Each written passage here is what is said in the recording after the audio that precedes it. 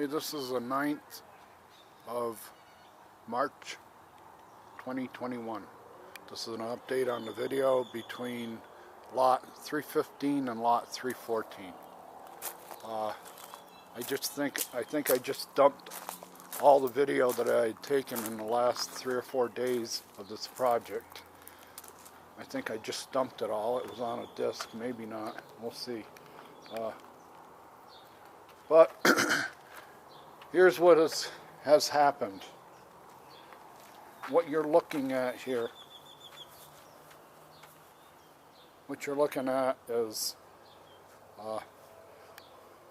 what my partner and I did on Sunday. I helped the laborer put down landscape fabric, and as soon as we got it put down and nailed down, he spent about 2 or 3 hours removing a pile. I had 2 piles of crushed stone here. He removed them, and he's got them. We've got this back to almost normal. Now my job for the next few days is to complete my side, and I intend to do that. I have a pile of sand and pebbles right there. I'm going to take the pebbles out of it. The sand that's left over, probably 2 or 3, at least 4 wheelbarrows of sand, will go up against this house, and I'm going to keep banking it so that the water runs between the 2 lots. A contractor came in here on Saturday with a hedgehog, like a chainsaw on wheels, heavy gas-powered chainsaw on wheels, and he sculpted this to where it's going to drain now properly. Since the beginning, from the first day that they graded the lot, there was a shallow area, a depression in the lot just in front of that bush out there, the one on the left. Okay, and it was about 20-25 feet long, 5 or 6 feet wide. It could hold a lot of water, and the water, once it landed in that shallow area, never left the lot.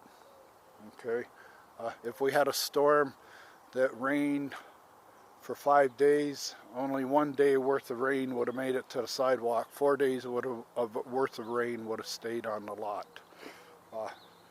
Which, cause I used to own this house, I owned it, I had it built, I ordered it, I had it built along with this house and that house, about 16, well, I made the order in 2003. It was December 2003 for that.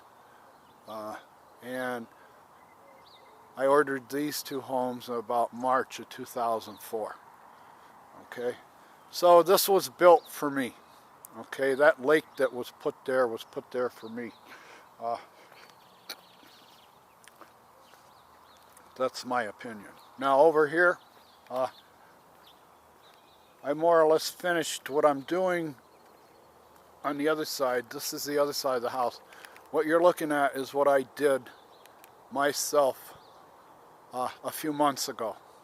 I took back everything that was there, I graded it, and I put sifted top rock on it. I have to tell you that the rock that's going to go down, the rock that's going to go back down on top of this, and I'm putting landscape fabric down. That landscape fabric is Star Wars, NASA technology, whatever you want to call it. But when you put it down and you put clean rock, what I mean is clean rock is this rock right here that we put back down was custom sifted. I have a sifter. We custom sifted the rock. If you order rock from the local supplier, and it's a Sundance blend, it won't be sifted rock. This rock has been sifted. That's the product that's left over when I sift it through a 1/2-inch sifter. You do not want that product right there on top of this. You don't want it on top of this landscape fabric. First of all, it has sand. so organic things can grow in the sand. You don't want pebbles. You don't want that pebble and sands because it inhibits the flow. Right now we have a nice smooth surface, and at any kind of a pitch on it, the water's going to start flowing over that flat surface. We do not need any pebbles or sand slowing down that water. That's why I sift the rocks. It's a custom job. There isn't a lot on the street that has this kind of rock. And that's the same thing over here on this lot. I got down everything you're looking at from about the palm tree on back. Everything from about the palm tree on back here is been through a 1/2 inch, just like that. And it's sitting on top of landscape fabric, just like I did, like I'm gonna do over there.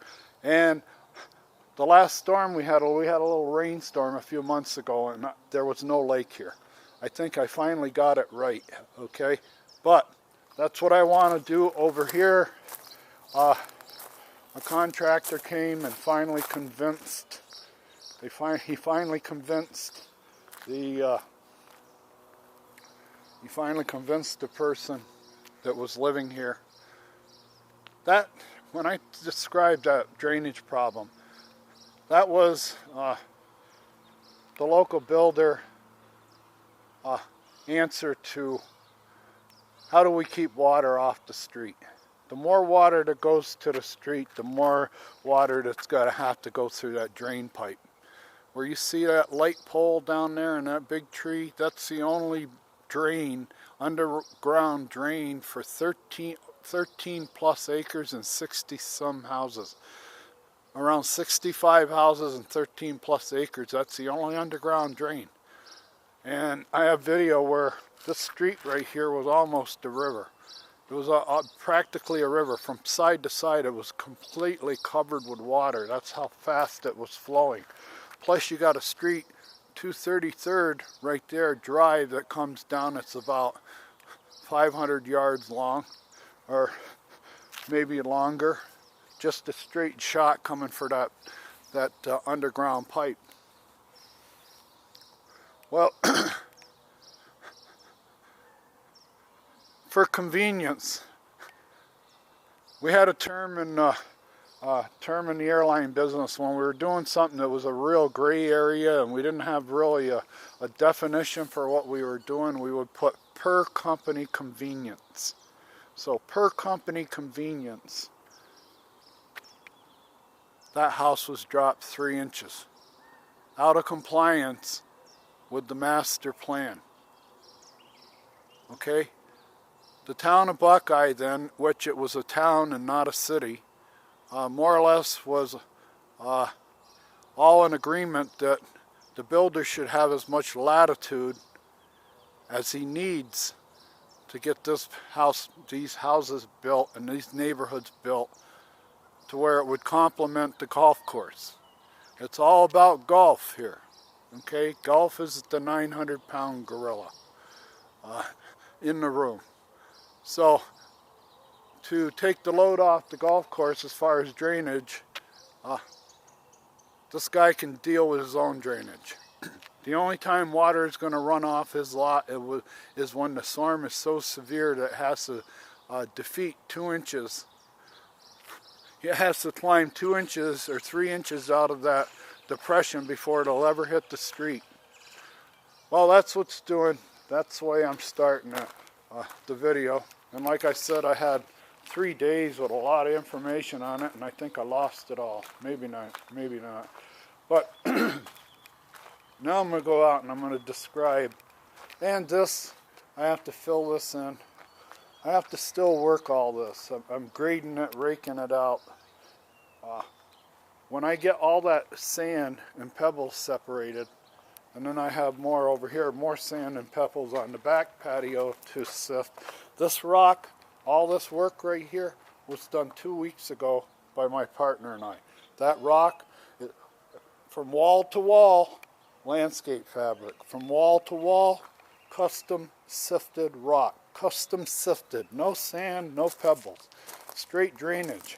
And before we put it down, I put in a culvert. We went on down over a foot at the base of that column with a leach pipe that runs over here and follows my property line out to the golf course. But to show you the perfect storm I'm dealing with as far as golf course right now. And this is a little lecture for me. Every time I see this and I hear myself on the video, my presentation gets a little better, I hope. But right now,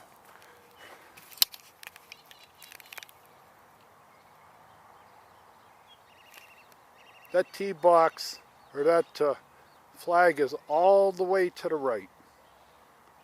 Okay, that's a pretty big green. It's a wide green, a lot of birth to it. But this morning they decided to put the flag all the way to the right. Now, I'm going to stand on my property line.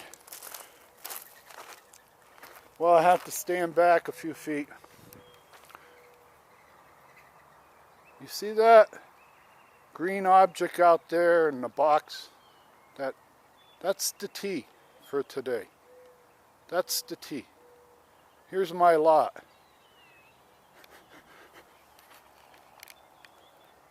Does anybody know anything about golf?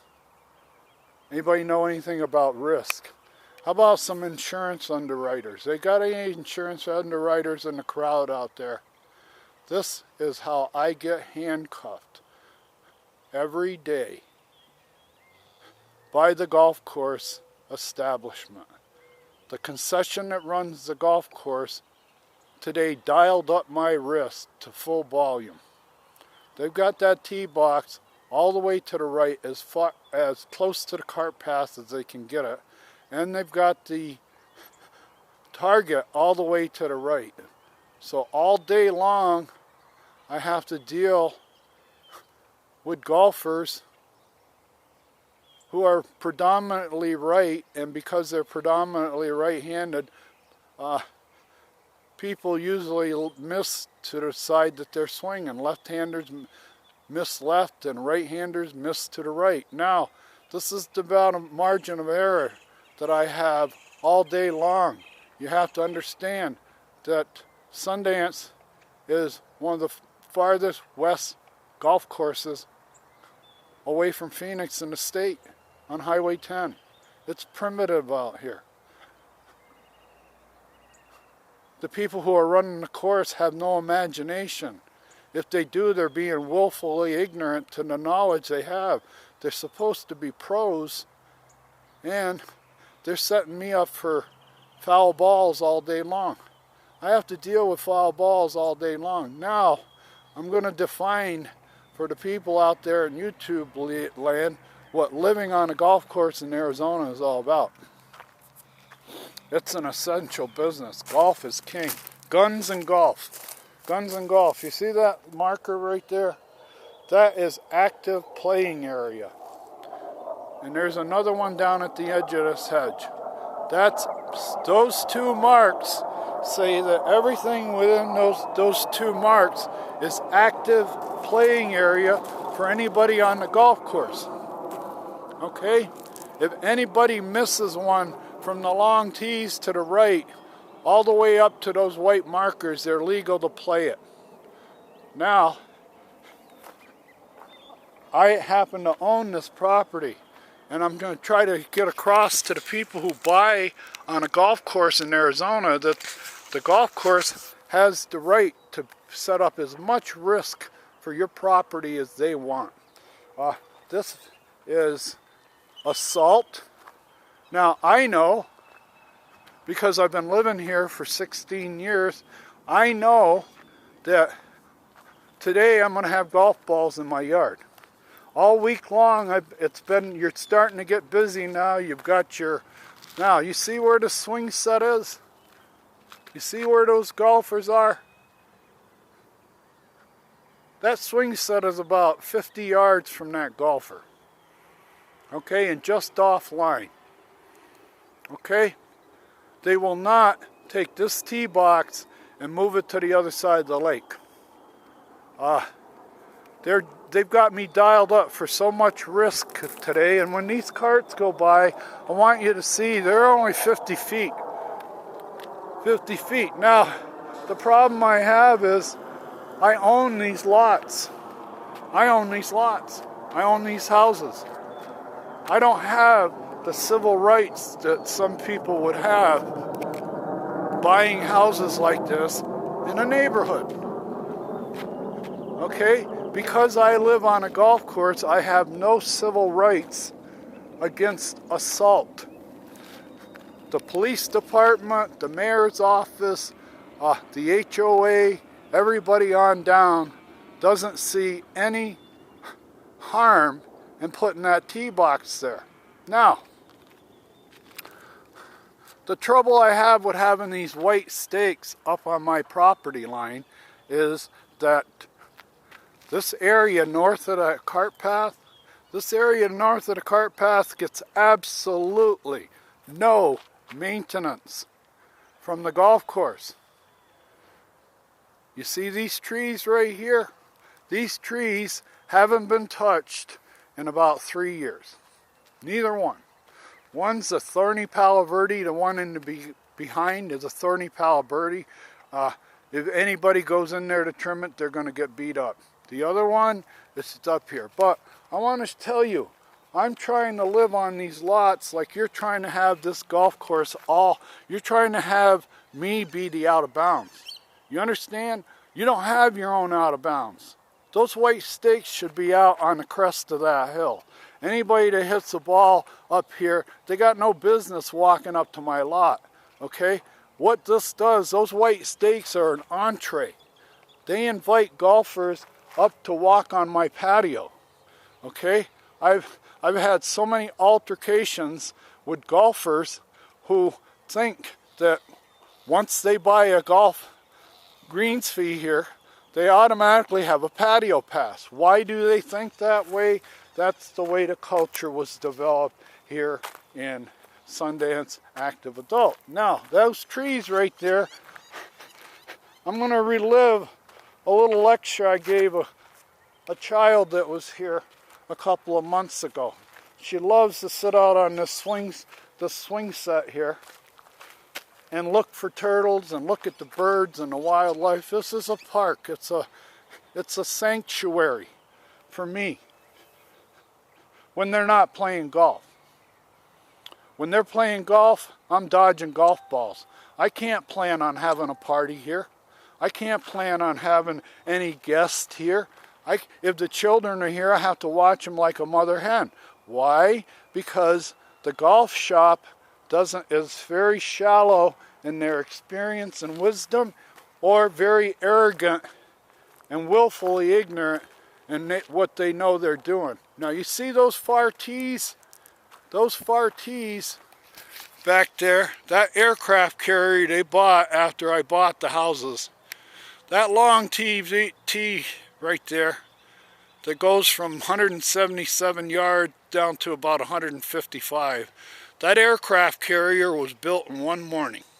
They just brought in a lot of dirt and a land mover, and it was built that fast. Now, from the front of that tee to the back of that tee, if I have children and guests over here trying to enjoy my yard like you're enjoying the fact that you can play right up to my property line, that this is all golf course playing area for bad shots. People are up here, hit a bad shot, they hit a foul ball. And if they break my windows, like up here, or break my solar panels, the first thing I get from the golf